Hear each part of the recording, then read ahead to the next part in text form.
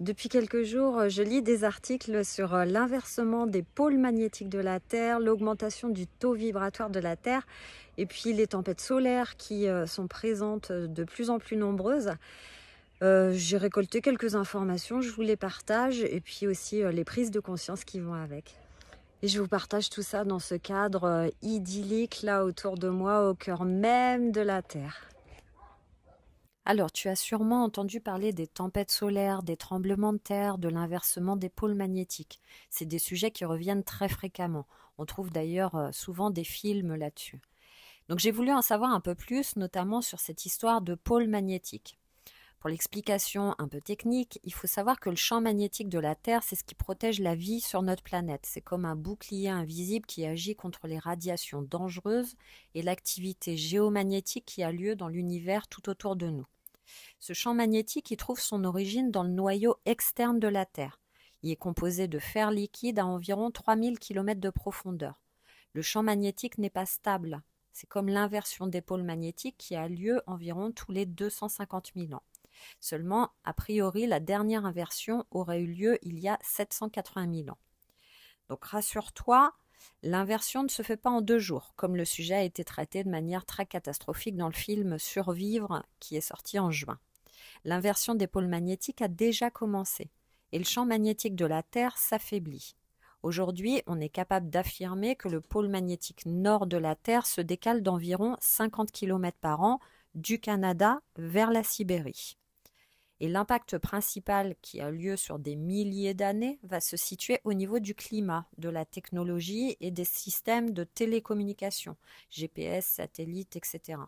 La boussole aussi pourra à long terme t'indiquer l'Afrique du Sud au nord et le Canada au sud. Alors tout ça, ça peut t'amener à des prises de conscience et notamment le fait que la Terre est un être vivant et que c'est notre premier lieu d'habitation. Pour ma part, ça m'a vraiment fait comprendre que notre première mission sur Terre, en tant qu'être humain, ça devrait être de prendre soin de notre terre d'accueil, plutôt que de la détruire. Aujourd'hui, je suis partagée entre l'excitation d'en savoir plus sur ce qui se passe sous mes pieds en permanence et aussi au-dessus de ma tête, et le fait de me dire qu'en premier lieu, c'est bien la Terre qui décide de notre droit d'existence ou non. Elle ne nous demande pas notre avis et elle continue de vivre et d'évoluer. La Terre était bien là avant nous. C'est bien nous, en tant qu'êtres humains, qui l'avons colonisée. Et ça, il faut bien en reprendre conscience. Et ça me ramène au fait de me dire qu'on est des grains de sable, en fait, sur cette planète. Même si parfois on se croit supérieur et doté d'un super pouvoir de contrôle et de domination. Je pense sincèrement que tous les êtres humains sont égaux d'humanité, mais inégaux de droit, d'histoire et de culture. La seule certitude inébranlable que je peux t'affirmer aujourd'hui, c'est que nous avons tous un corps humain fait de chair, de membres, d'un cerveau, et que nous avons tous les pieds sur terre par la force de gravité, que nous dépendons du climat pour nos cultures, pour nous nourrir, pour boire, et que nous sommes tous, sans exception, des locataires et non pas des propriétaires d'une terre d'habitation qui nous accueille pour un temps donné. Ça, c'est une certitude. Tout ce qu'on possède ou qu'on pense posséder est illusoire. Tout le reste n'est que jeu de pouvoir, de profit, d'argent, que d'ailleurs quelques êtres humains décident d'imprimer ou non, entre autres, d'ailleurs sur des bouts de papier, tout simplement. Si tu as pris le temps d'écouter la vidéo jusque-là, essaye de prendre conscience de ta place, toi à titre perso, ta place là, sur cette belle planète Terre qui t'accueille et ce qu'elle t'offre chaque jour. De l'égalité aussi que tu peux avoir avec les personnes qui t'entourent. Est-ce que tu as envie de prendre soin de cette terre pour qu'elle t'accueille le plus longtemps possible, qu'elle accueille tes enfants, tes petits-enfants le plus longtemps possible? Elle est vivante cette terre et en aucun cas on doit se croire supérieur à elle. Alors j'utilise le on parce que je m'inclus évidemment aussi dedans. Est-ce qu'on fait de notre mieux pour la protéger et du coup nous protéger aussi, en évitant de rejeter la faute sur les autres? C'est à titre individuel que ça se passe. C'est pas forcément de la faute des autres. Est-ce que tu penses que c'est mort, tu baisses les bras ou t'es fataliste en te disant qu'on ne peut plus rien changer, qu'on ne peut plus rien faire? Ou est-ce que tu décides, toi, à titre individuel, sans attendre les autres, d'être acteur? Commence peut-être par apprécier la chance que tu as d'être accueilli sur cette belle planète Terre. Profite de chaque instant aussi pour te connecter à cette Terre vivante qui a tant à nous apprendre et à nous offrir, à jouir de sa beauté, de sa richesse, d'autant plus ici à La Réunion, qui nous offre quand même tant de richesses pour les yeux, pour le cœur.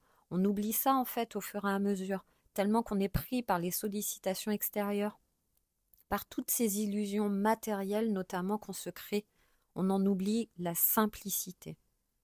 Alors oui, je conçois tout à fait que le discours peut être différent dans d'autres pays, touchés par les guerres, les famines, la sécheresse, la misère, etc. Mais n'oublions pas que nous sommes tous égaux dans notre humanité et que nous sommes tous responsables de ces situations, avec l'industrialisation, la consommation excessive, etc. Nous avons tous une part de responsabilité à reprendre. Est-ce que tu penses que tu peux privilégier tes achats auprès des petits producteurs, des petits maraîchers, plutôt que des grands industriels, par exemple?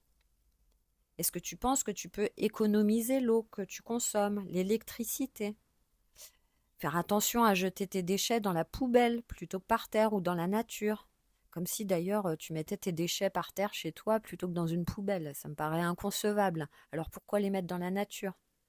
De marcher, par exemple, plutôt que d'utiliser ta voiture.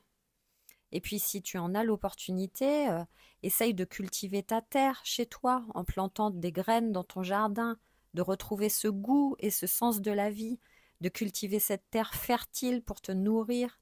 L'agriculture traditionnelle aujourd'hui a laissé place aux exploitations industrielles.